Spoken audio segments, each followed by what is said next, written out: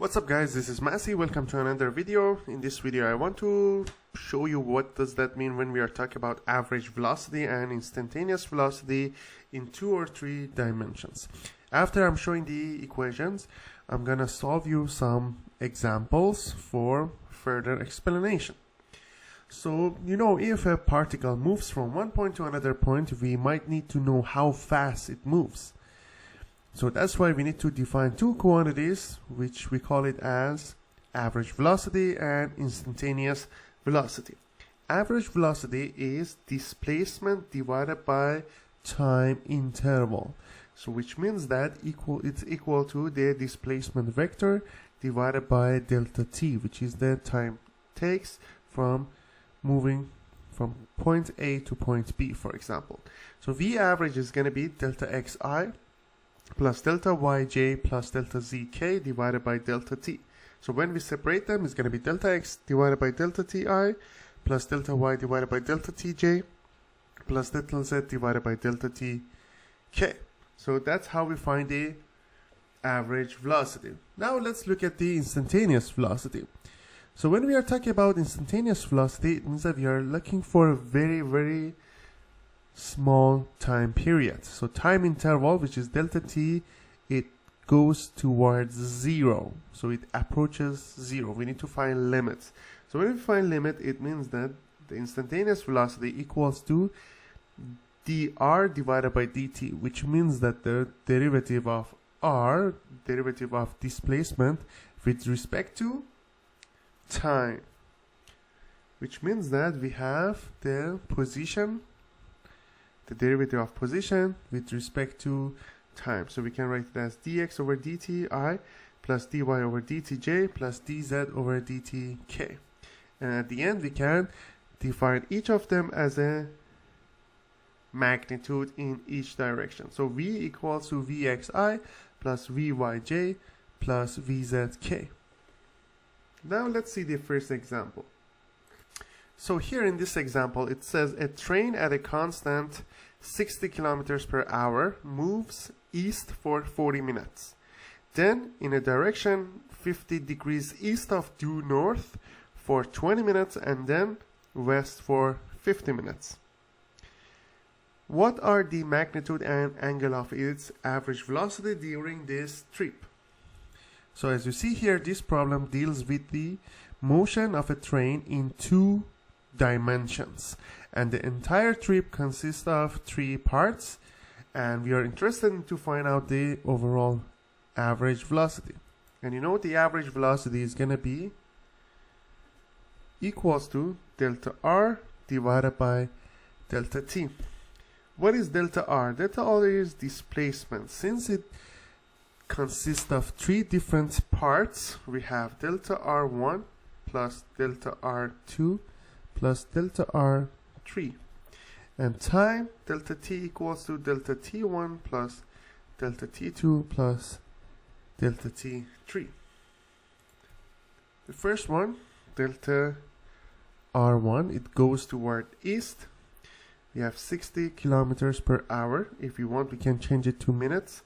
We have 40 minutes divided by 60 minutes per hour. So that's why we have I direction only.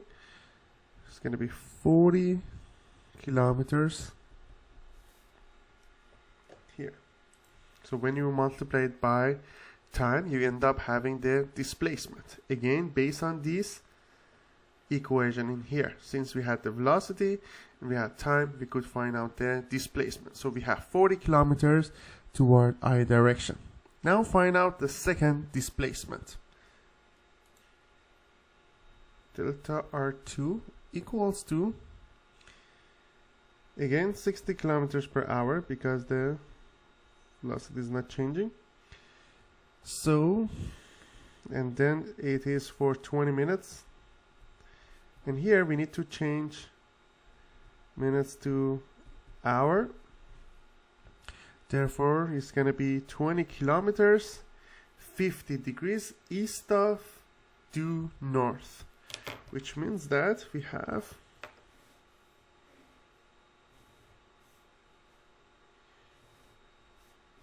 15 here, 40 in here. So when we decompose it to its components, we have delta R2 equals to 20 kilometers times cosine 40 degrees in I direction and 20 times sine 40 in J direction. So if you put it in the calculator, 20 times cosine 40, that will be 15.3 kilometers in I, and in here we have 20 times sine 40, that's going to be 12.85 kilometers in J direction. Now delta R3, it says 50 minutes toward west. So we have negative 60, negative because we consider east as positive. So 60 kilometers, yes, for 50 minutes, and I need to change minutes to hours. So we have 60 minutes per hour. That will end up having negative 50 kilometers I. So delta R is going to be delta R1 plus delta R2 plus delta R3. So when you add them all, you're going to end up having 5.3 kilometers in I direction and 12.9 kilometers in J direction. I rounded 12.85 to 0.9. So at the end, I can say velocity average equals to 5.3 kilometers I plus 12.9 kilometers J divided by delta T total, which is 40 minutes plus 20 minutes plus 50 minutes, which is going to be 110. Or 110, I can change it to hours. It's going to be 1.83 hour. That's going to be 5.3 times divided by 1.83. It's going to be 2.9 I plus 12.9 divided by 1.83. It's going to be 7.05 kilometers per hour J.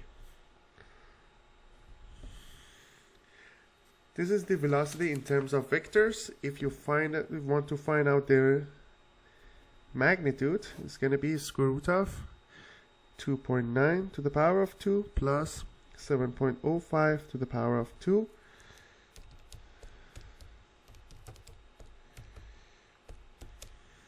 That's going to be 7.62 or 7.6 kilometers per hour. That's going to be the average velocity. If you want to find out the angle, you can have theta equals to tan inverse velocity average in y direction, which is 7.05 divided by velocity in x direction, which is 2.9. When you calculate it, that's going to be 67 degrees north of east. Or we can say 90 minus 67 is going to be 23 east to north. We can report it in these terms as well. So let's see the next example. Now in this example, it says an electron's position is given by R equals to 3ti minus 4t squared j plus 2k, with t in terms of seconds and r in terms of meters. What is the velocity in terms of unit vector and also in terms of magnitude, and what is going to be the velocity at 2 seconds? So vector v equals to the derivative of r with respect to t, which is going to be 3t I minus 4t squared j plus 2 2k. When you find out the derivative, is going to be 3I minus 8, because 2 times, when you find out the derivative, is going to be 2 times 4 tj, and this one is going to be 0 because it's a constant number. So that's going to be the velocity. If you want to find out the magnitude of it, this is in vector form, but if you want to find the magnitude, it's going to be 3 to the power of 2 plus negative 8t to the power of 2. It says find out at t equals to 2 seconds. So we just sub it there. It's going to be 3 squared 9 plus negative 8 times 2 is going to be 16. So negative 16 squared. That will be 9 plus 16 squared is 256. So plus 9. That will be 16.3 meters per second. And if you want to find out the angle of V, it's going to be theta equals to tan inverse of negative 16 over 3, which will be negative 79 degrees or 101 degrees. So here it says an ion's position vector is initially equals to r, vector r equals to 5i minus 6j plus 2k, and 10 seconds later it is r equals to negative 2i plus 8j minus 2k, all in meters. In unit vector notation, what is going to be the average velocity during this 10 seconds? So average velocity is going to be change in r, so it's going to be final minus initial. Negative 2i plus 8j minus 2k minus 5i minus 6j plus 2k divided by 10 seconds. So it's going to be negative 2 minus 7 is going to be negative 7i divided by 10.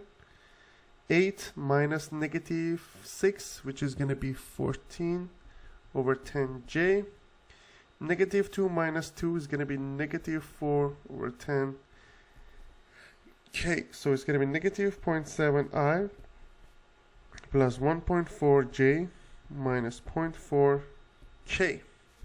So that's going to be the average velocity.